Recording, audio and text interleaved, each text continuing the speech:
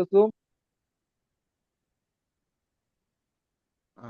JK பாரம்பரிய குடும்ப உறவுகளுக்கு நெஞ்சார்ந்த வாழ்த்துக்கள், வணக்கங்கள். ஸோ இன்னைக்கு நம்ம பார்க்கறது விழிப்புணர்வு நிகழ்வுல முக்கியமானது சர்க்கரை நோய். எனக்கு சர்க்கரை நோயெல்லாம் கிடையாதுன்னு சொல்றவங்களும் கண்டிப்பா பார்க்கலாம். ஏன்னா இப்போ காலகட்டத்தில் சர்க்கரை நோய்ங்கிறது வயசு வித்தியாசம்லாம் இல்லாம எல்லாருக்குமே வந்துட்டு இருக்கு. அப்போ இந்த சர்க்கரை நோய் நமக்கு வர்றதுக்கு வாய்ப்பு இருக்கா, இல்லை நம்ம குழந்தைகளுக்கு வாய்ப்பு இருக்குதா என்ற மாதிரியான ஒரு எதிர்பார்ப்புல இருக்கிறவங்களுக்கு தான் இன்றைய செய்தி. யாரெல்லாம் நான் சொல்ற செய்தி பெரும்பாலான இந்த பழக்கங்கள் இருக்கின்ற நபர்களுக்கு சர்க்கரை நோய் வருவதற்கான வாய்ப்புகள் ஏராளம். என்ன பழக்கம்? வீட்டுல சமைத்த உணவுகளை தவிர்த்து அதிகமாக வெளியில சாப்பிடுற பழக்கம் உள்ள நபர்கள். அதே மாதிரி வீட்டுல செய்யற தின்பண்டங்களை தவிர்த்து, வீட்டுல எங்க சார் செய்யறனா கூட வெளியில பாக்கெட்டை வாங்கி உடைச்சி சாப்பிடுகின்ற பழக்கம் உள்ள குழந்தைகளாக இருக்கட்டும், பெரியவர்களாக இருக்கட்டும்.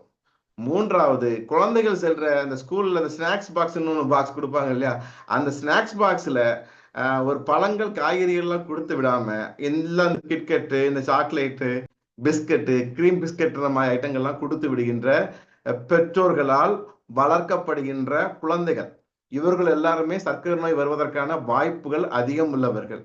இல்ல வீட்டுல சில வீடுகள்ல பார்த்தா உணவுகள் எப்படி இருக்குன்னு பார்த்தா இட்லி தோசை, இட்லி தோசை, இட்லி தோசை, இதுதான் ஒரு வாரத்திற்கான மெனுவா இருந்துட்டு இருக்கு. அந்த இட்லி தோசையாவது எப்படிப்பட்ட அரிசி?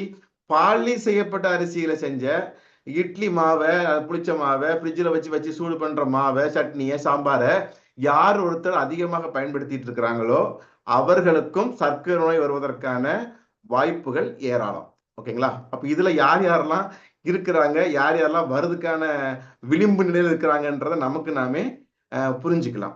இன்றைய நிகழ்வினுடைய நோக்கம் என்னன்னு பார்த்தா, ஒரு நோய் நாடி, நோய் முதல் நாடி அதுதனிக்கும் வாய் நாடின்னு சொல்லுவாங்க. அதாவது ஒரு பிரச்சனையை நம்ம சரி பண்ணணும்னா அது எதனால ஏற்படுது, அதனுடைய மூல காரணம் என்ன, இந்த காரணத்தை நம்ம என்னென்ன விஷயங்கள் செய்வதன் மூலமாக தவிர்க்க முடியும், வழக்கமாக நம்ம செய்து கொண்டிருக்கக்கூடிய செயல்கள்ல தவறான செயல்கள் என்ன, அதை நம்ம எப்படி நம்ம ஒரு ஆல்டர்னேட்டிவ் அதுக்கு பேலன்ஸ் பண்ற மாதிரியான நற்செயல்கள் மூலமாக, நல்ல உணவுகள் மூலமாக அதற்கான ஒரு மாற்றத்தை நம்ம கொண்டு வர முடியும் என்றதை தெரியப்படுத்துறது தான் இன்றைய நிகழ்வினுடைய நோக்கம். ஏன் சர்க்கரை நோய் அந்த அளவுக்கு நம்ம தெரிஞ்சுக்க வேண்டிய ஒரு வியாதியா இருக்குதுன்னு பாத்தீங்கன்னா, நம்ம சர்க்கரை ஒரு சளினா என்ன, அது நுரையீரல், இந்த சுவாச உறுப்புகள்ல ஏற்படுற ஒரு கஃபத்தினுடைய சேர்க்கை, முடிஞ்சு போச்சு, அதோட முடிஞ்சது. அப்படித்தானே? இதே இது நமக்கு ஒரு கையில் அடிபட்டு இருக்கு, அந்த இடத்துல ரத்த ஓட்டங்கள் ஏதோ பிரச்சனை ஏற்படுது, ஒரு எலும்புகள்ல பாதிப்புகள் ஏற்படுது, ஒரு வலி இருக்குது, அதோட முடிஞ்சது. ஆனா சர்க்கரை நோய்ங்கிறது அப்படி அல்ல. உடம்புல சுகர்னு ஒண்ணு வந்துருச்சுன்னா உடம்புல இருக்க மற்ற உள்ளுறுப்புகள் எல்லாமே பலகீனமாயிடும். ஏன் பலகீனமாகுது? நம்ம உடலுக்கு தேவையான ஆற்றல் இருக்கு இல்லையா, அந்த எனர்ஜி, அந்த குளுக்கோஸ் இருக்கு பாருங்க, போதுமான அளவுக்கு செல்கள்ல பயன்படுத்தப்பட முடியாம, நமக்கு தேவையான சக்தி நம்மளால பயன்படுத்த முடியாம சிறுநீர்ல அப்படியே கலந்து கடைசியா சிறுநீர் மூலமா ரத்தத்தில கலந்து சுத்திட்டே வந்து கிட்னிக்கு போய் சிறுநீர் மூலமாக நமக்கு தேவையான சத்து, அந்த குளுக்கோஸ் என்ற ஆற்றல் பயன்படுத்த முடியாம நம்ம சத்தானது சிறுநீரின் மூலமாக அழிகிறதன் காரணத்தினால அதற்கு நீரழிவுன்னு பேரு. சிறுநீரின் மூலமா சத்துக்கள் வெளியே போறதுனால உள்ளுறுப்புகளுக்கும் செல்களுக்கும் சத்துக்கள் கிடைக்காம போறதுனால உடம்பினுடைய அத்தனை உறுப்புகளும் அன்றாடம் நம்ம செய்கின்ற வழக்கமான செயல்களாக இருக்கட்டும், நரம்புக்கு செயல்களாக இருக்கட்டும், எலும்புக்கு செயல்களாக இருக்கட்டும், சிந்தனையாக இருக்கட்டும், நல்ல ப்ராப்பரான உறக்கமா இருக்கட்டும், தசைகள் பலமா இருக்கட்டும், எல்லாத்துலயுமே ஒரு பாதிப்பு ஏற்படுது. அப்போ சர்க்கரை நோய்ங்கிறது ஒரு குறைபாடுன்னு சொல்றாங்க. என்ன குறைபாடு? உடலுக்கு தேவையான ஆற்றலை பயன்படுத்த முடியாத ஒரு குறைபாடு. அந்த ஆற்றல் நம்ம உடம்புக்கு கிடைக்கலன்னா என்ன ஆகும்? ஒவ்வொரு உறுப்புகளுக்கும் தேவையான ஆற்றல் இல்லாம அந்தந்த உறுப்புகள் பலகீனமாகும். ஃபார் எக்ஸாம்பிள், இதயத்திற்கு தேவையான அந்த போஷாக்கு கிடைக்கல, ப்ராப்பரான டைம்ல ப்ராப்பரான அளவு கிடைக்கல, அப்ப என்ன ஆகும்? இதயத்தினுடைய பம்பிங் செயல்பாடு குறையும். சரி, இதயத்தினுடைய அந்த தசைகள்ல, அந்த வால்வுகள்ல பம்பிங் செயல்பாடு குறைய ஆரம்பிச்சதுன்னா என்ன ஆகும்? ரத்தம் ப்ராப்பரா எல்லா சுழற்சி ஆகாது. ரத்தம் ஏன் ப்ராப்பரா சுழற்சி ஆகணும்? அப்பதான் ரத்தத்தில் உள்ள சத்துக்களை செல்கள் உறிஞ்ச முடியும். அப்போ ரத்த சுழற்சி ஆகலைன்னா ரத்தம் எங்கெல்லாம் போகுது? உச்சியில இருந்து உள்ளங்கால் வரைக்கும் உள்ள அத்தனை செல்களுக்கும் அது போகுது. அப்ப அத்தனை இடங்களும் பாதிக்குமா பாதிக்காதா? நிச்சயமாக பாதிக்கும். அதனாலதான் டயாபெட்டிக் தொடர்ந்து இருக்கிறவங்க ப்ராப்பரா நான் குணப்படுத்துகின்ற உணவுகள்ல, பயிற்சிகள்ல, இயற்கையான மருந்துகள்ல கவனம் செலுத்தாம வெறும் மாத்திரையும் குளுக்கோஸ் இன்சுலின் இன்ஜெக்ஷனும் போட்டு போட்டு ரிப்போர்ட்ல மட்டுமே கட்டுப்பாடா வச்சிட்டு இருக்கிற நபர்களுக்கு நாளாக நாளாக இலவச இணைப்பாக, இலவச பரிசாக என்னாகுது? இதயம் சம்பந்தமான பிரச்சனைகள் ஏற்படுது, இரத்த அழுத்தம் சம்பந்தமான பிரச்சனைகள் ஏற்படுது, நரம்பு நடுக்கம், பார்வை குறைபாடு, நம்மளுடைய மூளைகள்ல நினைவாற்றல் குறைவு சம்பந்தமான பிரச்சனைகள் எல்லாம் ஏற்படுது. எலும்புகளுடைய சத்துகள் குறைஞ்சு எலும்புகள்ல ஏற்படுகின்ற குத்தல், குடைச்சல், வீக்கம், வலி சம்பந்தமான வாதம் சம்பந்தமான பிரச்சனைகளும் ஏற்படுது. அப்போ சர்க்கரை வியாதிங்கிற ஒரு பிரச்சனையை, இந்த குறைபாடை நம்ம சீர் செஞ்சோம்னா, இயற்கையான முறையில சமநிலைப்படுத்தணும்னா, நம் உடம்பினுடைய ஒட்டுமொத்த செல்களுக்கும் தேவையான ஆரோக்கியத்தை நம்மால் கொடுக்க முடியும். அதற்கு நாம என்ன செய்யணும்? அதுதான் இன்றைய நிகழ்வினுடைய நோக்கம். அதற்கு நம்ம ஜேகே பாரம்பரியா எந்த வகையில சப்போர்ட் பண்ணுதுன்றதை நம்ம தெரிஞ்சுக்கலாம். அப்ப இதுதான் சர்க்கரை நோய்ங்கிறது ஒரு சாதாரண ஒரு பிரச்சனை இல்லை. வெறும் 2 மாத்திரையை வாயில போட்டு காலையில கிளைசிபேஜும் மெட்ஃபார்மினும் போட்டுட்டு ஈவினிங் ஒரு 20 பாயிண்ட் இன்சுலின் போட்டுட்டு சரி பண்ணுகின்ற ஒரு சிம்பிளான ஒரு பிரச்சனை இல்லை. சர்க்கரை நோய்ங்கிறது ரொம்ப கவனிக்க வேண்டிய, உடம்பினுடைய ஒட்டுமொத்த செல்களுக்கும் தேவையான ஆற்றல்ல ஏற்படுகின்ற ஒரு பலகீனம். இதை நம்ம சரி செய்யணும்ன்ற விஷயத்த நம்ம புரிஞ்சுட்டு தான் இந்த செஷன்ல நுழையணும். இதற்கு நம்ம ஜேகே பாரம்பரியாவில் முக்கியமா நம்ம என்ன சொல்லுவோம் பாத்தீங்கன்னா, நம்ம ஜேகே பாரம்பரிய பொறுத்த வரைக்கும் முடிந்த வரைக்கும் நம்ம முன்னோர்கள் பயன்படுத்திய பாரம்பரியமான வாழ்வியல், பாரம்பரியமான உணவுகளை கொண்டு உடலின் எதிர்ப்பாற்றலை எப்படி அதிகப்படுத்தி ரத்தத்தினுடைய அந்த சத்துக்களை, உடல் லிவரினுடைய பலத்தை மீட்டெடுக்கக்கூடிய ஒரு பாரம்பரியமான ஒரு நிறுவனமாக நம்ம ஜேகே பாரம்பரியா இருக்கு. நம்ம ஜேகே பாரம்பரியாவில் இந்த சர்க்கரை நோய்க்கு முக்கியமா இந்த ஃப்ரீடியம் ஒரு எனர்ஜிக்கு கொடுக்கின்ற ஒரு சத்து மாவு ஃப்ரீடியம், டிஎம் ஸ்பெஷல் கேர்னு இந்த துவர்ப்பு கசப்பு சார்ந்த மூலிகைகளின் சேர்மானமாக இருக்கக்கூடிய ஒரு பவுடர், கேஃபினோன்னு சொல்ற டீ காஃபிக்கான மிகச்சிறந்த ஒரு மாற்று, அதனோடு சேர்ந்து இந்த ஃபைப்ரோகால்னு எலும்பு நரம்பு தசைகளை பலப்படுத்துகின்ற அந்த சத்து மாத்திரை, இந்த ஸ்பைருலினான்னு சொல்ற பச்சை பாசி, இதெல்லாம் நம்ம எதுக்காக நம்ம கொடுக்குறோம்ன்றதை நம்ம தெரிஞ்சுக்க போறோம். அப்போ சுகர்னா என்ன? முக்கியமா சுகர்ல அந்த இன்சுலின்ங்கிற சுரப்பினுடைய நோக்கம் என்ன? நம்ம உடம்புல இன்சுலின் எங்க சுரக்குது? நம்ம கணையத்துல சுரக்குது. அப்போ கணையத்துல ஏன் சுரக்குது? அந்த இன்சுலின் குளுக்கோஸோட சேர்ந்தா மட்டும்தான் செல் அதை பயன்படுத்த முடியும். சிம்பிளான எக்ஸாம்பிள், ஒரு காரமான இட்லி பொடி இருக்கு, நாம் அதை சாப்பிடணும். அந்த காரமான இட்லி பொடியில கொஞ்சம் எண்ணெயை ஊத்தி மிக்ஸ் பண்ணாதான் நாம் அதை சாப்பிட முடியும். இது புரிஞ்சுக்கிட்டா? வெறும் இட்லி பொடி மட்டும் இருந்தா வாயில வச்சாலே சிரஸ் அடிச்சிடும், சாப்பிட முடியாது. இதே மாதிரிதான் நம்ம சாப்பிட்ற உணவுல மாவு சத்துக்கள் எல்லாமே குளுக்கோஸாக மாறும். குளுக்கோஸ் தான் எனர்ஜியா கன்வெர்ட் ஆகுது, குளுக்கோஸ் தான் கொழுப்பா மாறுது. இந்த குளுக்கோஸ் இன்சுலினோட சேர்ந்தா மட்டும்தான் நம்ம செல்கள் அதை பயன்படுத்த முடியும். அந்த இன்சுலின் எங்க இருந்து சுரக்குது? நம்ம கணையத்திலிருந்து சுரக்குது. அப்போ கணையத்தை பலப்படுத்தணும்னா கண்டிப்பா இன்சுலின் சுரப்ப நம்மளால சீர் செய்ய முடியும். உன்ற உணவுல உற்பத்தி ஆகிற குளுக்கோஸ் இருக்குல்ல, அதுல ஆரோக்கியமான குளுக்கோஸை தருகின்ற உணவுகளை நம்ம சாப்பிட்டோம்னா அந்த இன்சுலின் சரியா சுரக்கும். இல்ல புரிஞ்சுக்கிட்டா? அப்போ இட்லி பொடியும் சரியான அளவுல இருக்கணும், எண்ணெயும் சரியான அளவில் இருந்துச்சுன்னா அது ஒரு சுவையான ஒரு சப்போர்ட் ஆயிடும். அதே மாதிரிதான் அப்ப எந்த உணவுகள் தேவையில்லாத குளுக்கோஸ் உற்பத்தி பண்ணும், அதை நம்ம தெரிஞ்சுக்கணுமா வேண்டாமா? இதுக்குதான் நம்ம குழந்தைகளுக்கு நம்ம சொல்லிக் கொடுக்கணும். ஏன் இந்த பாக்கெட் உணவுகளை, இந்த துரித உணவுகளை, இந்த ப்ராசஸ்டு ஃபுட்டை, அல்ட்ரா ப்ராசஸ்ட்னு வாயிலேயே நுழையாத எண்ணற்ற ரசாயனம் சேர்ந்த பாக்கெட்டில் அடைத்து விற்கப்படுகின்ற எளிமையாக 2 ரூபாய்க்கு, 5 ரூபாய்க்கு, 10 ரூபாய்க்கு கிடைக்கக்கூடிய இந்த உணவுகள், அல்ட்ரா ப்ராசஸ்டு ஃபுட்டுங்கிற அந்த வேதியியல், அந்த ரசாயன உணவுகளை எடுக்கிறதுனால என்ன ஆகும்னா தேவையில்லாத கெட்ட குளுக்கோஸ் அதிகமா உற்பத்தி ஆகும். கெட்ட குளுக்கோஸ் அதிகமா உற்பத்தி ஆச்சுன்னா நல்ல இன்சுலின் உடம்புல சுரக்காது. அப்போ செல்களுக்கு தேவையான சத்துக்களும் கிடைக்காது.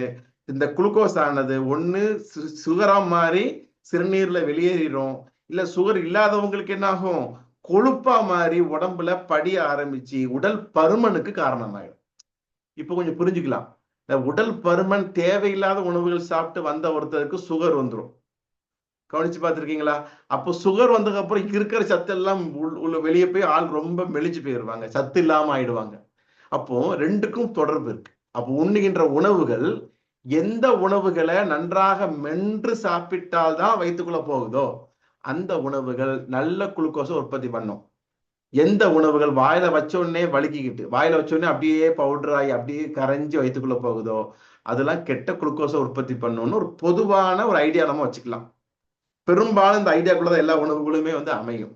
அப்போ அதனால தான் நம்ம ஜேகே பாரம்பரியாவில் சிறுதானியங்களை நம்ம பயன்படுத்துறோன்றத சொல்றோம். ஏன்னா நம்ம உணவுகளை நம்ம படிச்சிருப்போம், 3ஆம் வகுப்பு 4ஆம் வகுப்புலேயே படிச்சிருப்போம். உண்ணுகின்ற உணவுகள் உடலில் 3 வகையான ஆற்றலாக மாற்றப்படுகின்றன. எப்படி? மாவுச்சத்துக்கள் என்ற கார்போஹைட்ரேட்டு, புரோட்டீன் சொல்ற புரதச்சத்து, நம்முடைய ஃபேட்னு சொல்ற கொழுப்பு சத்து. எந்த சாப்பாடு சாப்பிட்டாலும், அதனாலதான் எவ்வளவோ உணவுகள் இருந்துட்டு இருக்கு. எல்லா உணவுகளை சாப்பிட்றவங்களும் நல்லா தான் இருக்கிறாங்க. எல்லா உணவுகளும் வயிற்றுல போய் ஏதோ ஜீரணமாகத்தான் செய்யுதுன்னா அது எல்லா உணவுகளும் 3 சத்துக்களாக பிரிக்கப்படுது, 3 ஆற்றலாக பிரிக்கப்படுது.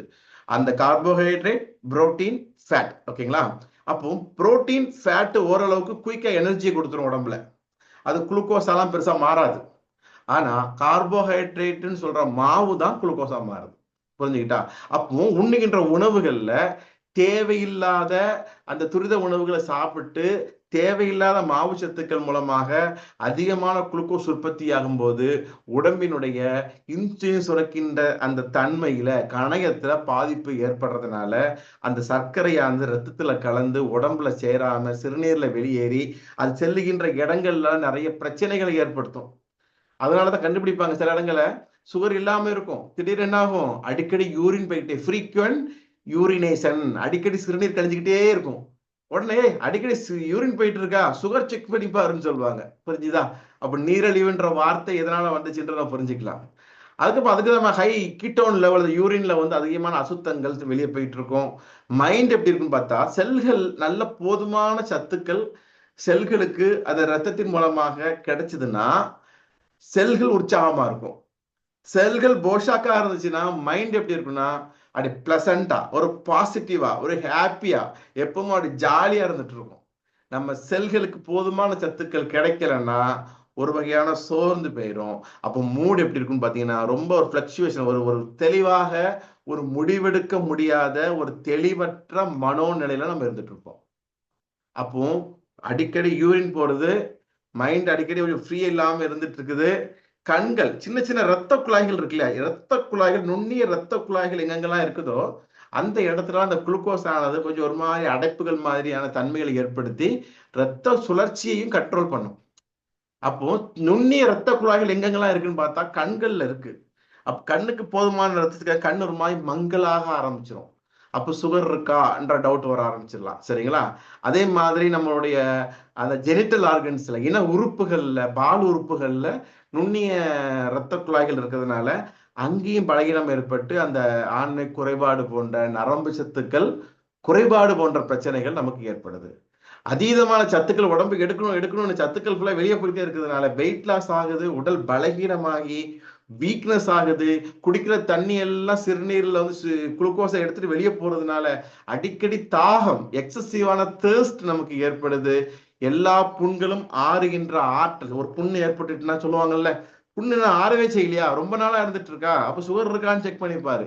ஏன்? அந்த ரத்தங்கள் போஷாக்கா இருந்தாதான் அந்த புண்கள் இயற்கையாக ஆறுகின்ற அந்த குணமாக்கும் ஆற்றல் சிறப்பாக செயல்படும். அப்போ டயபெட்டிஸ் இருந்துச்சுன்னா என்ன ஆகும், அந்த ஆற்றல்ல பாதிப்பு ஏற்படும். அப்ப இந்த குளுக்கோஸ் இதனால ஏற்படுற இந்த டயாபெட்டிஸ் சொல்ற சர்க்கரை நோயானது பொதுவாக 2 வகையாக பிரிக்கப்படுது.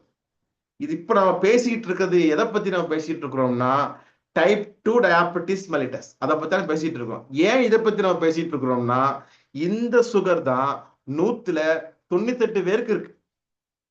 அப்ப 100ல ஒரு 90% மேல இருக்கக்கூடிய ஒரு பிரச்சனை எத்தனை பேசிட்டு இருக்கோம். அதுக்குதான் நம்ம ஜேகே பாரம்பரிய உணவுகள் எப்படி இருக்கணும், இந்த பயிற்சிகள் எப்படி செய்யணும், என்னென்ன முறைகள்ல நம்ம உணவுகள்ல மென்று சாப்பிடணும்ன்றத பேசிட்டு இருக்கிறோம். அப்ப டைப் 1 டயாபெட்டிஸ்னா என்ன, இந்த கேள்வி வரதானே செய்யும். இப்போ கணையத்துல இருந்து சுரக்கிற இன்சுலின்ல வர்ற பிரச்சனைனால தான் அந்த சுகர் வருது நம்ம பார்த்துட்டு இருந்தோம்ல. இது டைப் 2 டயாபெட்டிஸ் மெலிட்டஸ். டைப் 1ன்னு வச்சுக்கோங்களேன், கணையமே இல்லைன்னு வச்சுக்கோங்க, இமேஜின் பண்ணிக்கோங்க. அப்ப கணையமே இல்லைன்னு என்ன அர்த்தம்? அந்த கணையத்துல இருந்து இன்சுலினே சுரக்கல.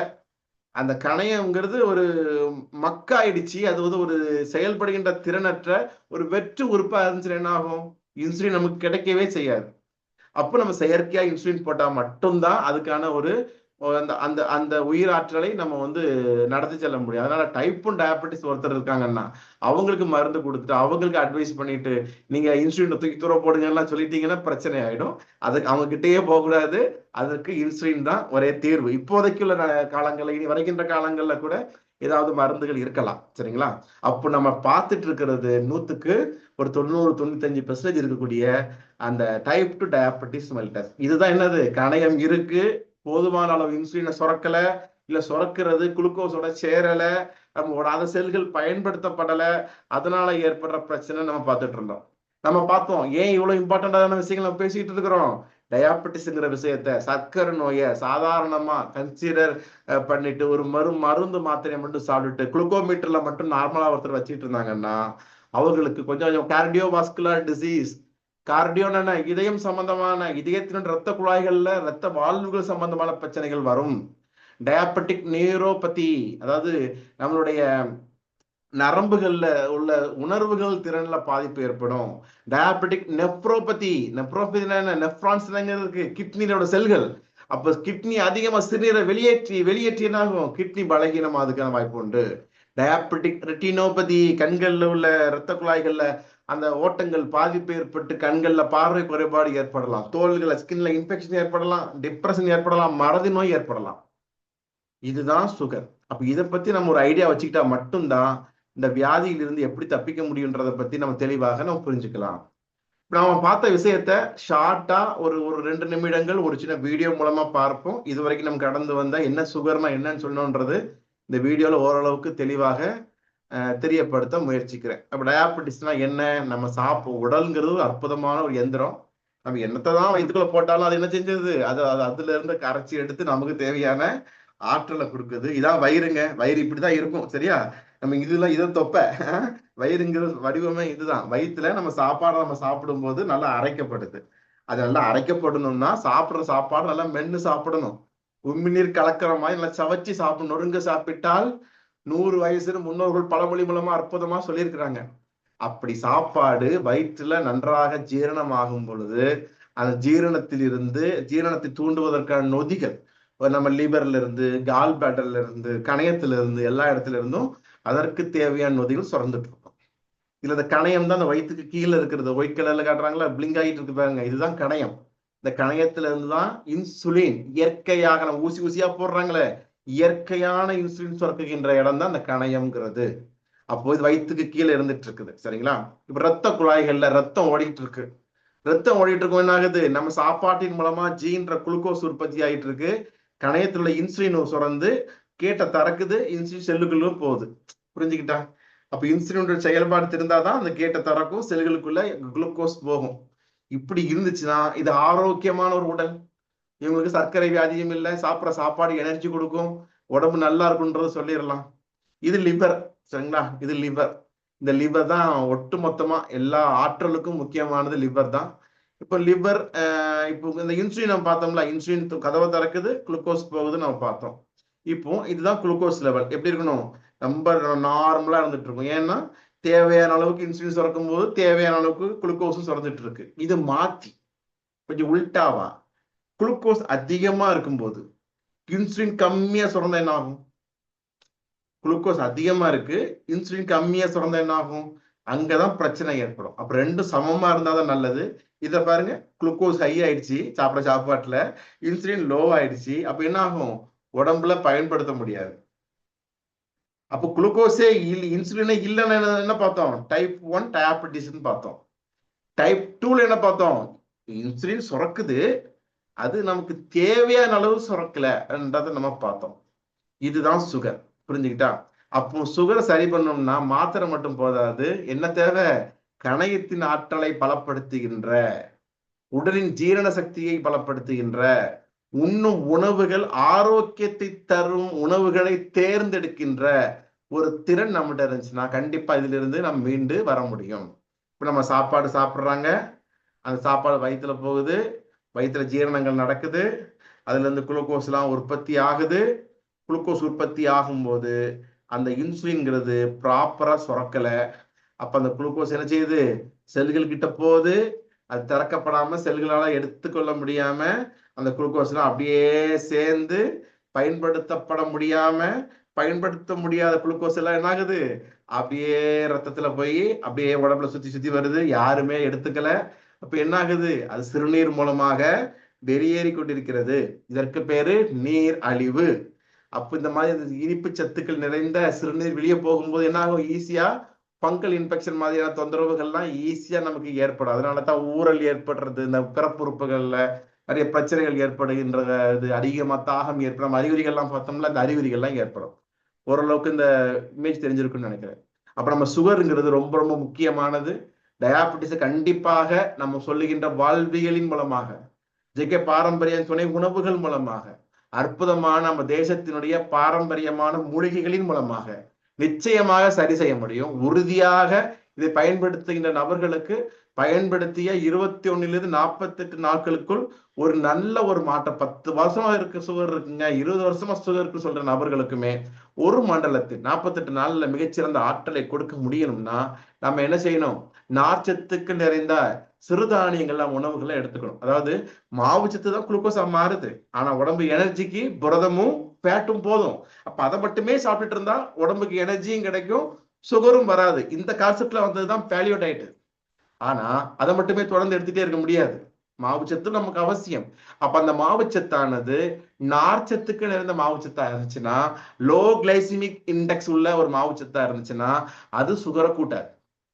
அதனாலதான் நம்ம முன்னோர்கள் நல்லா சாப்பிட்டாங்க, ஆரோக்கியமான உணவுகளை சாப்பிட்டாங்க, அறுசுவையான உணவுகளை சாப்பிட்டாங்க. அவங்களாம் பெருசா சுகர் ஏன் வரலன்னா அவர்கள் உண்ட உணவுகள் சிறுதானியங்கள் நிறைந்த உணவுகளை சாப்பிட்டாங்க, நார்ச்சத்துக்கு நிறைந்த உணவுகளை அவங்க சாப்பிட்டாங்க. வெறும் வெள்ளையாட்டு பாலிஷ் பண்ண உணவுகளை தவிர்த்து இயற்கையான பல வர்ணங்கள் நிறைந்த ஆற்றல் மிகுந்த எதிர்ப்பாற்றலை மேம்படுத்துகின்ற, இரத்தத்தின் உற்பத்தியை தூண்டுகின்ற, உள்ளுறுப்புகளை பலப்படுத்துகின்ற, உடலுக்கும் குடலுக்கும் உணர்வுகளுக்கும் நல்ல ஒரு ஆற்றலை தருகின்ற உணவுகளை தேர்ந்தெடுத்து சாப்பிட்டாங்க. அந்த உணவுகளினுடைய சேர்க்கையாக தான் ஜெகே பாரம்பரியம் ஒவ்வொரு தயாரிப்புகளும் இருக்கிறதுனால தான் ஜெகே பாரம்பரியாவானது இயற்கையான ஆர்வலர்களுக்கு ஒரு மிகச்சிறந்த ஒரு தேர்வாக நம்ம சொல்லிட்டு இருக்கிறோம். அப்போ மில்லட்ஸியா சிறுதானியங்களையும் அவ்வளவு சுகருக்கு பெனிஃபிட்னு சொல்றாங்கன்னா இது வந்து கிளைசிமிக் கண்ட்ரோல். இதெல்லாம் சாப்பிட்ட உடனே உதாரணத்துக்கு இது வந்து ஒரு கம்பு இருக்கு, ஒரு கேப்ப ராகி மாவு இருக்கு, ராகி இருக்குது, அதுல ஒரு தோசையை சாப்பிட்றோம், கட்டியான ஒரு தோசையை சாப்பிட்றோம்னு வச்சுக்கோங்களேன். இன்னொருத்தர் சாதாரண பாலிஷ் பண்ண அரிசியில பண்ண ஒரு தோசையை சாப்பிடுறாரு. ஓகேயா? அப்போ இந்த ராகியில பண்ண தோசைய நல்ல மென்னு சாப்பிடுற ஒருத்தருக்கு அதனால ஏற்படுற அந்த குளுக்கோஸ் ஆனது ஒரு 50 குளுக்கோஸ் உற்பத்தி ஆகுதுன்னு வச்சுக்கோங்களேன். இந்த 50 குளுக்கோஸ் உற்பத்தி ஆகுதுக்கு ஒரு 2 மணி நேரம் எடுக்குதுன்னு வச்சுக்கோங்க. இதே சாதாரண பாலிஷ் பண்ண அந்த மாவுல செஞ்ச வெள்ளை தோசைய வெள்ளை இட்லி சாப்பிடுற நபர் இருக்காருல்ல, அவர் உடம்புலயும் அதே 50 குளுக்கோஸ் உற்பத்தி ஆகுதுக்கு 1/4 மணி நேரத்துல இருந்து 1/2 மணி நேரத்துல உற்பத்தி ஆயிடும். அதுக்கு பார்த்தா ஹை கிளைசிமிக். அப்ப லோ கிளைசிமிக்னா என்ன, கொஞ்சம் கொஞ்சமாக நார்ச்சத்துக்கு இந்த உணவு சாப்பிடும் பொழுது கொஞ்சம் கொஞ்சமாக உடம்புல குளுக்கோஸ் உற்பத்தி ஆச்சுன்னா அதற்கான இன்சுலினும் சுரக்கப்படும் பொழுது உடல் என்ன செய்யும், ஆற்றல் ஈஸியாக அப்சர்வ் பண்ணிடும். ஒரு ஐடியா கிடைச்சிட்டா? அதாவது ஒரு ரோட்ல ஒவ்வொரு வண்டியா போயிட்டு இருந்துச்சுன்னா நம்மளால ஈஸியா கவுண்ட் பண்ண முடியும். அதே ரோட்ல ஒரே நேரத்துல 10-15 வண்டி வேகமா போயிட்டு இருந்தா கவுண்ட் பண்ண முடியுமா? நிறைய வண்டிகள் போயிட்டே இருந்துச்சுன்னா கவுண்ட் பண்ண முடியாது. அதே மாதிரிதான் லோ கிளைசிமிக்ஸ் இண்டெக்ஸ் உள்ள சிறுதானிய உணவுகள் மிகச்சிறந்த ஒரு ஆற்றல் தரும். இதெல்லாம் செக் பண்ணி பார்த்துதான் நம்ம சொல்றதுலாம் ஆராய்ச்சிகள் மூலமாக சிறுதானிய உணவுகள்ல கிளைசிமிக் இண்டெக்ஸ் எப்படி இருக்குது. நம்ம வழக்கமா அதிக அளவு பெருமளவு சாப்பிடுற, ஏன் நம்மளுடைய இந்தியாவுல இப்ப பெருமளவு டயாபெட்டிஸ்ங்கிற ஒரு வியாதி பூதாகரமாக பெருகிக்கிட்டே வருதுன்னா இதுதான் காரணம். நம்ம உண்ணுகின்ற உணவுகள் பெரும்பாலான உணவுகள், பெருமளவு மோர் தென் 80% உணவுகள் அரிசி கோதுமை இதுதான் நம்ம சாப்பிடுறோம். அந்த கோதுமையும் ஒரு 40-50 வருஷத்துக்கு முன்னாடி இருந்த நார்ச்சத்துக்கு இருந்த கோதுமை இல்ல. இப்ப உள்ள கோதுமை அவ்வளவு சாஃப்டா இருக்கு. ஒரு 50 வருஷத்துக்கு முன்னாடி சப்பாத்தியை சாப்பிட்டா ஒரு சப்பாத்தியை சாப்பிடுறதுக்கே ஒரு 1/2 மணி நேரம் ஆகும். டேஸ்டும் இருக்கு, அது சவ்வு சவ்வுன்னு இருக்கும். அப்போ சப்பாத்தி அதிகமா திங்க மாட்டாங்க, உணவுகளுடைய அளவு குறைஞ்சது, ஆரோக்கியமா இருந்தாங்க. இப்போ ஒரு சப்பாத்தி இல்ல 10 சப்பாத்தி சாப்பிட்டாலும் இன்னும் 2 சப்பாத்தி தாங்கன்னு கேட்கிற அளவுக்கு ரொம்ப சாஃப்டா ஜெனட்டிக்கலி மாடிஃபைட் கோதுமை கிடைக்குது. இந்த அரிசியையும் இந்த கோதுமையும் நிறைய சாப்பிடும் பொழுது ஹை கிளைசிமிக் இண்டெக்ஸ் ஆகிறதுனால கணையம் பாதிக்கப்பட்டு சர்க்கரை நோய் வருது. இது எல்லாமே ரிப்போர்ட்ஸ். ஆனா சிறுதானியங்கள்ல லோ கிளைசிமிக் இண்டெக்ஸ் இருக்கிறதுனால இது மிகச்சிறந்த ஆற்றல் வாய்ந்தா சொல்லப்படுது. இதை எடுத்து பார்த்து கிளைசிமிக் எவ்வளவு இருக்குன்றதெல்லாம் பாக்குறாங்க. அப்போ ஒவ்வொன்றிலும் செக் பண்ணி பார்க்கும் பொழுது மிகச்சிறந்த வகையில சிறுதானியங்கள் சர்க்கரை நோய் உள்ள நபர்களுக்கு ஏற்ற உணவாக சொல்லப்படுது. அப்ப சாதாரண ஒரு பொங்கல் சாப்பிட்டா சுகர் ஏறுதுன்னா, இது குதிரைவாளிங்கிற சிறுதானிய அரிசியில பொங்கல் செஞ்சு சாப்பிட்டோம்னா அது glycaemic index low glycaemic index தான் இருக்குன்னா டேஸ்டாவும் இருக்கும், சுகரையும் அதையும் கூட்டாது. புரிஞ்சுக்கிட்டா? இந்த பிக்சர்ல பாருங்க, ஒவ்வொரு சிறுதானியங்களும் ஒவ்வொரு வர்ணத்துல இருக்கு. ஒவ்வொரு வர்ணங்களும் உடம்பினுடைய கேன்சர் எதிர்க்கின்ற ஆற்றல் வாய்ந்ததாக சொல்லப்படுது. அப்போ இயற்கையாக பல வர்ணங்கள், இயற்கை தருகின்ற பல வர்ணங்கள் நிறைந்த உணவுகளை அன்றாடம் நாம் சேர்த்து கொண்டிருக்கும் பொழுது உடலில் வியாதியை நீக்குகின்ற ஆற்றல் மிகுந்து காணப்படும். இது ஆராய்ச்சியின் மூலமாக உறுதி செய்யப்பட்ட ஒரு செய்தி. அப்போ ஒவ்வொரு ஆராய்ச்சியும் உறுதி செய்யறதுனால இந்த சிறுதானியங்களை வைத்து ஒரு ஹெல்த் மிக்ஸ் நம்ம ரெடி பண்ணதுதான் நம்ம ஜேகே பாரம்பரியாவினுடைய ஃப்ரீடியம்னு சொல்ற டயாபெட்டிக் நியூட்ரிஷன் பார்ட்னர். ஏன்னா சுகர் வந்தவங்க அதை சாப்பிடக்கூடாது, இதை சாப்பிடக்கூடாது, பெரிய பட்டியல் போட்டு எதை சாப்பிடுறனே தெரியாம ரொம்ப கஷ்டப்படுறதுனால அப்போ இயற்கையான சிறுதானியங்களை வச்சு ஹெல்த் மிக்ஸ் ரெடி பண்ணி இதையும் கரைச்சி அப்படி வேக வேகமா குடிக்க கூடாது. நான் டயாபெட்டிஸ் இருக்கிறவங்களுக்கு பொதுவா உடல் சோர்வு, நரம்பு சோர்வு, ரொம்ப ஒரு வறட்சி இருக்கும். அவர்கள் நம்ம ஜேகே பாரம்பரியாவினுடைய ஃப்ரீடியம் ஒரு 4 ஸ்பூன் தண்ணியில கரைச்சி கூழ் மாயில காய்ச்சி தேவை கொஞ்சம் பாலும் ஊத்தி அதை வேகமா குடிக்காம கொஞ்சம் கொஞ்சமாக ஒரு சிப் குடிக்கணும். வேலையை பாருங்க, ஒரு ஒர்க் பண்ற இடத்துல வச்சுக்கோங்க. அப்பப்போ ஒவ்வொரு சிப்பா கொஞ்சம் கொஞ்சமா குடிக்கும் போது உடம்பினுடைய ஆற்றலை நம்மால் மேம்படுத்த முடியும். முக்கியமா டீ காஃபின்றதை அவாய்ட் பண்ண சொல்றதுக்கான காரணம் என்னன்னு பாத்தீங்கன்னா, டீ காஃபின்ற இது அதிகமா சாப்பிட ரத்தத்தினுடைய அமிலத்தன்மை அதிகமாயிடும். அப்ப அசிடிக் நிறைந்த உணவுகள்னு சொல்லுவாங்க. அப்போ பாக்குறதுக்கு ஏதோ தெம்பு கிடைச்ச மாதிரி இருக்கும். இந்த சோடா பாட்டில் உற்சாகன்ற மாதிரி கொஞ்ச நேரத்துக்கு தான், அதுக்கப்புறம் உடம்பு திரும்பவும் சோர்வாயிடும். அப்போ டீ காஃபியினால வயிற்றினுடைய ஜீரணத்தன்மை பாதிக்கப்படுகிறது, ரத்தத்தினுடைய அமிலத்தன்மை அதிகப்படுத்தப்படுகிறது, உடம்புக்கு இயற்கையான ஆற்றலை உறிஞ்சுகின்ற திறன் குறைகிறது. முக்கியமாக இரும்பு சத்து உடம்பிலிருந்து குறைவதற்கு இந்த அதிகமாக சாப்பிடுகின்ற டீ காஃபியும் முக்கியமான காரணமா இருக்கு. சார் நீங்களா டீ குடிப்பீங்களா? கண்டிப்பா குடிப்பேன். ஒரு நாளைக்கு ஒரு டைம் குடிப்பேன். ஒரு நேரம் அதிகபட்சம் 2 நேரம் எடுத்துக்கலாம். அதற்கு மேல நம்ம டீயை தொடர்ந்து அங்க போற இடத்துல குடிச்சிட்டு இருக்கிறது கண்டிப்பா தவிர்க்கணும். முக்கியமாக வெள்ளை சர்க்கரையை தவிர்க்கிறது மிக மிக அவசியமானது. அப்போ அதற்கான மிகச்சிறந்த ஒரு மாற்றாக நம்ம ஜேகே பாரம்பரியமாக முன்னோர்கள் சாப்பிட்ட ஒரு முக்கியமான ஒரு மூலிகைகளின் சேர்மானமாக டீ காஃபிக்கான மிகச்சிறந்த மாற்றாக கேஃபின் என்ற நச்சு பொருட்கள் அற்ற ஒரு டீயை எப்படி டிகாஷன் வச்சு குடிப்போமோ அதே போன்று சுவையாக பிளைன் டீயாகவோ மில்க் டீயாகவோ குடிக்கக்கூடிய ஒரு சேர்மானமாக நம்மளுடைய ஜேகே பாரம்பரியாவில் கேஃபினோ இருந்துட்டு இருக்கு. தென் டிஎம் சிசல் கேர்ங்கிற ஒரு பவுடர் மூலிகைகளினுடைய சேர்மானமாக இருக்கிறதுனால இது முக்கியமான இதனோட தன்மை என்னன்னு பார்த்தா, நம்ம கணையம்ங்கிறது மிகச்சிறந்தது, இன்சுலினை சுரக்கக்கூடியது நம்ம பார்த்தோம். அப்போ கணையம் சிறப்பா இருந்தாலும் மட்டும்தான் அந்த இன்சுலினுடைய சுரப்பு சிறப்பா இருக்கும். அதற்கு மிகச்சிறந்த சுவையாக நம்ம பாத்தீங்கன்னா ஆயுர்வேதத்துல அந்த நெல்லிக்காய் ரொம்ப நல்லது, நம்மளுடைய சிறு குறிஞ்சான் நல்லது, நாவல் நல்லது என்ற மாதிரியா லவங்கப்பட்டை எடுத்துக்கலாம், கடுக்காய்ப்பொடி எடுத்துக்கலாம், நெல்லிக்காய் தாண்டிக்காய் எடுத்துக்கலாம், திரிஃபலா சூரணம்ங்கிறது திரிகட சூரணம் நல்லதுன்னு நிறைய மூலிகைகள் வகைப்படுத்தப்பட்டிருக்கு. இதனுடைய சாராம்சத்தை எடுத்து பார்க்கும் பொழுது ப்ராப்பராக அந்த துவர்ப்பு கசப்பு சுவை நிறைந்த உணவுகள் சரியான விகிதத்துல நம்ம அன்றாட நம்ம உணவுகளை எடுத்துட்டு இருக்கும் பொழுது உடம்பினுடைய அந்த இன்சுலின் ரெசிஸ்டன்ஸ் சொல்ற ப்ராப்பராக அந்த கணையம் இன்சுலின் சுரக்கின்ற ஆற்றல் மேம்படுத்தப்படும். இந்த உணவுகளினுடைய இந்த மூலிகைகளுடைய சேர்மானமாக நம்ம ஜேகே பாரம்பரியாவில் மூலிகைகளின் தொகுப்பாக உள்ள ஒரு சூரணம்ங்கிற பவுடர் ஃபார்ம்ல இருக்கிறது தான் டிஎம் ஸ்பெஷல் கேர்.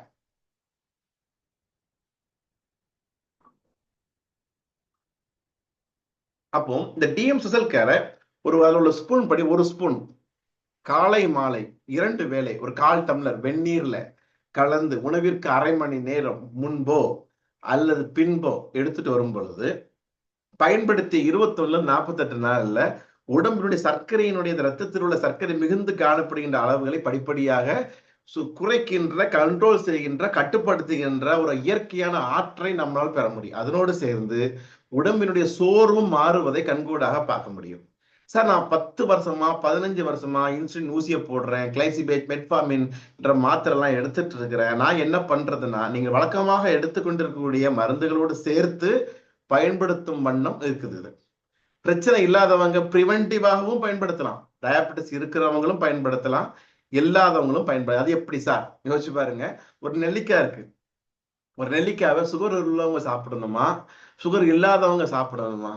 யாரு வேணாலும் சாப்பிடலாம். இயற்கையான ஒரு உணவு. அப்போ நம்ம உண்ணுகின்ற உணவுகள்ல சட்ரச அபியாசோ பலகரணாம் சிரேஷ்டம். 6 சுவைகள் நிறைந்த உணவுகளை சாப்பிடும் பொழுது உடலினுடைய பலம் உறுதி செய்யப்படுகிறதுன்னு ஆயுர்வேத சாஸ்திரத்துல சொல்லப்பட்டிருக்கு. அப்போ நம்ம உண்ணுகின்ற உணவுகள்ல துவர்ப்பு கசப்பு அதிகமா நம்ம பயன்படுத்துறது இல்ல. புளிப்பு, உப்பு, காரம், இனிப்பு கொஞ்சம் பயன்படுத்திட்டு இருக்கிறோம். ஏதோ 2 வகையில அது லேக் ஆகிட்டே இருக்கு, டெபிசியன்சி ஆகிட்டே இருக்கிறதுனால அதை பேலன்ஸ் செய்கின்ற விதமாக நம்ம டிஎம் ஸ்பெஷல் கேர்ங்கிற ஒரு பவுடர் நம்ம ஜேகே பாரம்பரியம் இருக்கிறதுனால இதை பயன்படுத்துகின்ற நபர்களுக்கு ஒரு அறுசுவை சாப்பிட்ட ஒரு ஒரு ஆரோக்கியமானது நிச்சயமாக நம்ம ஏற்படும். நிறைய பேர் வந்து டயாபெட்டிஸ் இருக்கிறவங்களுக்கு லட்டு கொடுக்கலாமா என்ற யோசனை இருக்கிறவங்களுக்கு நம்ம ஜேகே பாரம்பரியம் கிஃப்டாக நம்ம ஒரு முளைகட்டிய அந்த தானியங்கள்ல செய்த சிறுதானிய லட்டு ஒன்று தயார் பண்ணிருக்கிறோம். டயாபெட்டிக் ஸ்பெஷல்னே நேம் போட்டிருக்கிறோம். அப்ப டயாபெட்டிஸ் இருக்கிறவங்க டெய்லி ஒரு லட்டு நல்லா மென்னு சாப்பிடும் பொழுது நார்ச்சத்துக்கள் உடலுக்கு போறதுனால குடல் பலப்படுத்தப்படுகிறது, உடலின் ஆற்றல் மேம்படுத்தப்படுகிறது, உடம்பினுடைய சோர்வுக்கு மிகச்சிறந்த வகையில ஒரு எனர்ஜி பால்ஸாகவே நம்மளுடைய ஜேகே பாரம்பரியாவினுடைய அந்த சிறுதானிய டயாபெட்டிக் ஸ்பெஷல் லட்டு ஆனது பயன்படும். தென் ஸ்பைருலினான்றது நம்ம ஜேகே பாரம்பரியாவுடைய first quality spirulina JK Parambariya. Spirulina என்ன? பச்சைப்பாசி, ஒன்செல் ஆல்கே. இது வந்து விண்வெளி வீரர்கள் அவங்க எடுத்து செல்கின்ற உணவுகள்லயும் முக்கியமான ஒரு இன்கிரீடியண்டா இருக்கு. ஏன்னா எது மிக குறுகிய அளவுல அந்த கடுகு சிறுத்தாலும் காரம் குறையாதுன்ற மாதிரி, மூர்த்தி சிறுசு கீர்த்தி பெருசுன்ற மாதிரி அந்த அதனுடைய அளவு மிக குறுகிய அளவுல மிக மிக பெரிய ஒரு நல்ல ஒரு பலன்களை தருகின்ற ஒன்செல் ஆல்கே. இது வந்து கம்ப்ளீட் புரோட்டீனாக இருக்கின்ற வெஜ் புரோட்டீனாக இருக்கின்ற ஒரு தாவரம் தான் அந்த பச்சை நன்னீரில் வளருகின்ற சுத்தமான தண்ணீரில் வளருகின்ற பச்சை பாசி. அதான் ஸ்பைருலினான்னு சொல்றது. ஒரு காய்கறி சத்து, பழச்சத்து, நார்ச்சத்துக்கள் நிறைந்ததாக இருந்துட்டு இருக்கிறதுனால இதை காலை, மதியம், இரவு 2 அல்லது 3 வேளை உணவிற்கு அரை மணி நேரம் முன்பு பின்பு சாப்பிடும் பொழுது மிகச்சிறந்த வகையில் உடலின் ஆற்றல் உறுதி செய்யப்படும். அப்ப இதெல்லாமே நம்ம ஜேகே பாரம்பரியாவில் வெறும் டயாபெட்டிஸ் வந்துச்சுங்களா, இந்த இது எடுங்க இது எடுங்கன்னு ஒரு பேக்கேஜ் நம்ம சொல்றது இல்லை. என்ன சொல்றோம்? உடற்பயிற்சி பண்ணுங்க, இரவு உணவை 7:30 8 மணிக்கெல்லாம் முடிச்சிருங்க. ஏன் முடிக்கணும்? நம்ம உடம்புல இன்சுலின்ங்கிற ஒரு சுரப்பு இருக்குல்ல, சூரியன் இருக்கும் பொழுதுதான் சிறப்பா வந்து செயல்படும். அப்போ ஒரு ஈவினிங் 5 6 7 மணிக்கெல்லாம் இன்சுலின் குறைஞ்சிரும். அதற்கப்புறம் நம்ம சாப்பிட்ற உணவு அதீத உணவா இருக்கும், அளவுக்கு அதிகமான உணவா கருதப்பட்டு உடம்புல தேவையில்லாத குளுக்கோஸையோ தேவையில்லாத கொழுப்புகளையோ சேர்க்கின்ற உணவாக மாறுது. அப்ப இரவு உணவு முடிஞ்ச வரைக்கும் 7:30 8 மணிக்கெல்லாம் முடிச்சுக்கிறது நல்லது. ஆபீஸ் போயிட்டு 10 மணி தான் வாரன்னு சொல்ற நபர்கள் பசிச்சதுன்னா அதாவது காய்கறியோ, வெள்ளரிக்காயோ, கொய்யாக்காயோ, மாதுளையோ நல்லா மென்னு சாப்பிடலாம். ரொம்ப பசி எடுத்துச்சுன்னா அந்த மாவு சத்துக்களை தவிர்த்து கொஞ்சம் பசி அதிகமா இருந்துச்சுன்னா நீங்க அசைவ பிரியர்களாக இருந்தீங்கன்னா அவிச்ச முட்டை கூட கொஞ்சம் சாப்பிட்டுக்கலாம். இல்ல ஒரு சைவ பிரியர்களாக இருந்தீங்கன்னா அந்த முளை கட்டிய அந்த கருப்பு கொண்ட கடலையோ சிறுபயிரோ கொஞ்சமா சாப்பிட்டுட்டு வயிறு பசி ஓரளவுக்கு அடங்கிடுச்சுன்னா தூங்கிடலாம். சார் வீட்டுல சமைச்சு தர மாட்டான்னு சொல்லுகின்ற நபர்கள் நல்ல மாதுளை, வெள்ளரிக்காய் நல்லா மென்னு சாப்பிட்டாலே பசி அடங்கிடும். இல்ல ஊற வைத்த கொண்டக்கடலை கூட மென்னு சாப்பிட்டீங்கன்னா பசியை தணிக்க முடியும். இதன் மூலமாக சர்க்கரை வாய் குறைவதற்கான வாய்ப்பை நம்ம ஏற்படுத்த முடியும். சரி, நான் நைட்டு சாப்பாடு 8 மணிக்கு முன்னாடி சாப்பிட்டேன், எப்போ நான் தூங்கணும்? அடுத்த கேள்வி. நிச்சயமாக சூரியன் மறைஞ்சதுக்கு அப்புறம் தூங்குறது ஆரோக்கியமானது. நீங்களும் தூங்க மாட்டீங்க, நானும் தூங்க மாட்டேன், அதுக்கான வாய்ப்பும் இப்ப இல்லை. அப்ப என்ன பண்ணலாம்? இப்ப உள்ள நடைமுறை சூழல்ல இரவு 10 11 மணிக்கெல்லாம் படுத்துட்டு காலையில 5 6 மணிக்கு எந்திரிச்சோம்னா அது உடலினுடைய உள்ளாத எதிர்பார்த்தலை மேம்படுத்துகின்ற அற்புதமான ஒரு சிர்கேடியன் ரிதத்துக்கு சப்போர்ட் பண்ணுகின்ற வகையில இருந்துட்டு இருக்கிறதுனால இரவு உறக்கம் ஒரு 7 இருந்து ஒரு 6 மணி நேரம், 10 11 மணிக்கு படுப்போம், காலையில ஒரு 5 6 மணிக்கு எந்திரிச்சு அதன் பிறகு என்ன பண்றது? கொஞ்சம் நடைப்பயிற்சின்னு ஏதாவது வேர்வை வெளியில வர்ற மாதிரியான பயிற்சிகள் செய்வது மிக மிக அவசியம். அப்போ நம்ம உணவுகள்ல கவனம் செலுத்துறோம், அந்த நல்ல உணவுகளை சரியான நேரத்துல நம்ம எடுக்கிறோம். அப்புறம் ஹார்மோன்களை சமநிலைப்படுத்துகிற உடம்பினுடைய எதிர்பார்ப்பை மேம்படுத்துகிற உடலின் மருத்துவர் நன்றபடியா வேலை செய்வதற்கு தகுந்த வகையில இரவு உறக்கத்தை நம்ம சீர்படுத்துறோம். இரவு உறக்கத்தை சீர்படுத்தி காலையில எந்திரிச்சோன்னா மலஜலங்களை கழித்து உடற்பயிற்சியின் மூலமாக இரத்த ஓட்டத்தை சீர்படுத்துகிறோம், இதயத்தை பலப்படுத்துகிறோம். அதன் பிறகு நல்ல சிந்தனையோடு நல்ல உணவுகளையும் நல்ல பழக்க வழக்கங்களை கை கொண்டால், இதனோடு ஜேகே பாரம்பரியாவின் துணை உணவுகளையும் எடுத்துக்கொண்டால் சர்க்கரை வியாதியானது படிப்படியாக குறைவதற்கு சாத்தியம். தொடர்ந்து மாத்திரை போடுறவங்க, இன்சுலின் ஊசி போடுறவங்க அதனோடு சேர்த்து பயன்படுத்தி ஒவ்வொரு மாதங்களும் நமக்கு கிடைக்கின்ற முன்னேற்றத்தின் அடிப்படையில படிப்படியாக அதனுடைய கட்டுப்படுத்துற மருந்துகளினுடைய அளவை குறைத்து இயற்கையான வாழ்வியலை மேற்கொள்ளும் பொழுது அவர்களுக்கும் இயற்கையாக பயன்படுத்துகின்ற ஒரு 6-7 மாதத்திற்குள் மிகச்சிறந்த ஒரு முன்னேற்றத்தை நம்ம ஜேகே பாரம்பரியம் மூலமாக கொடுத்து கொண்டிருக்கிறோம். கொடுக்க முடியும்னா சொல்லல, கொடுத்து கொண்டிருக்கிறோம். இது நம்ம நிரூபிக்கப்பட்ட ஒரு உண்மை. நம்மளுடைய ஜேகே பாரம்பரியம் எண்ணற்ற இப்ப பார்த்துட்டு இருக்கிற நபர்கள்லயே நிறையவே இந்த அனுபவத்தை வாய்ந்தவர்களாக இருந்துட்டு இருப்பீங்க. அப்போ இந்த மாதிரி ஒரு அற்புதமான ஒரு ரிசல்ட் தருகின்ற இயற்கையான ஒரு பிரிசர்வேட்டிவ் சேர்க்கப்படாத, ரசாயனங்கள் சேர்க்கப்படாத ஒரு பாரம்பரியமான ஒரு அற்புதமான வாழ்வியலோடு சேர்த்து நம் வாழ்க்கையை வளமாக்குகின்ற ஒரு அற்புதமான பொருட்கள் நம்ம ஜேகே பாரம்பரியாவில் இருக்கும்போது அதை நாமும் பயன்படுத்தி நமக்கு கிடைத்த நல்ல ஒரு மாற்றங்களை நம்மை சார்ந்தவர்களுக்கு, நமது உறவுகளுக்கு, நமது நண்பர்களுக்கு நாம் தெரியப்படுத்துறோம்னா அதற்கான ஒரு வருமான வாய்ப்பு, ஒரு கூடுதல் வருமான வாய்ப்பு நம்ம ஜேகே பாரம்பரியாவில் நமது பொருட்களை பயன்படுத்துகின்ற அனைவருக்குமே கிடைக்குது. இதற்கு எவ்விதமான எக்ஸ்ட்ரா கட்டணங்கள் கிடையாது. இந்த வருமான வாய்ப்பின் மூலமாக பொருளாதாரத்தை மேம்படுத்த முடியுன்ற ஒரு கூடுதல் இனிப்பான செய்தி இந்த சர்க்கரை பயிர்கின்ற நேரத்துல நான் தெரிவிச்சுக்கிறேன். அப்போ இதை பற்றிய மேலதிக விவரங்களை தெளிவாக புரிந்து கொண்டு உங்களை அறிமுகப்படுத்திய உங்களுடைய நண்பர்களோடு அதை பற்றி தெரிந்து கொண்டு நம்மை சார்ந்தவர்களுக்கு இதை பற்றி தெரியப்படுத்தி ஒரு மிகச்சிறந்த ஒரு வளமான வாழ்க்கையை நாம் அனைவரும் பெற்றிட வேண்டும் என்ற ஒரு பிரார்த்தனையோடு இன்றைய நிகழ்வை பொறுமையாக அமைதியாக கண்டுகளித்த உங்கள் அனைவருக்கும் ஜேகே பாரம்பரிய குடும்பத்தின் சார்பாக மீண்டும் நெஞ்சார்ந்த வாழ்த்துக்களையும் வணக்கங்களையும் நன்றிகளையும் தெரிவித்துக் கொண்டு விடைபெறுவது உங்கள் அன்பு doctor Sundar Paramarthalingam, JK Parambariya private limited. நன்றி. ஓகே ஓகே, ரொம்ப நன்றி சார். இன்னைக்கு ஜூம்ல உண்மையிலே வந்தவங்களுக்கு கொடுத்து வச்சவங்க அப்படிங்கிற மாதிரி நம்ம சொல்லலாம். ஏன்னா இந்த நீரிழிவு, அந்த சுகர் அப்படிங்கிற அந்த நோய் என்னன்னு ஐடியா இல்லாம கூட ஒரு சிலர் இதுல வந்திருப்பீங்க. ஏன்னா புதிய நபர்கள் ஒரு சிலர் இருக்காங்க. அப்போ சார் ரொம்ப எளிமையா தெள்ள தெளிவா அதை பத்தின அந்த ஒரு விளக்கத்தை கொடுத்தாங்க. கண்டிப்பா உங்களுக்கு ஒரு நல்ல ஒரு ஐடியா வந்திருக்கும். அத சுகர், நீரிழிவு நோய் அப்படிங்கிறது என்ன, அது எதனால வருது, அதை நம்ம எளிமையான வாழ்வியல் மூலமா நம்ம அதை எப்படி சரி பண்ண முடியும் அப்படிங்கிற அந்த முழு விளக்கத்தையும் ரொம்ப அருமையான முறையில, தெளிவான முறையில நமக்கு இதுல சொல்லி தந்திருக்காங்க. சாருக்கு நான் மீண்டுமா ஒரு ஒரு நன்றியையும் பாராட்டுகளையும் நான் தெரிவிச்சுக்கிறேன். பிளஸ் நம்ம சுகர், நீரிழிவு நோய் குறித்த சந்தேக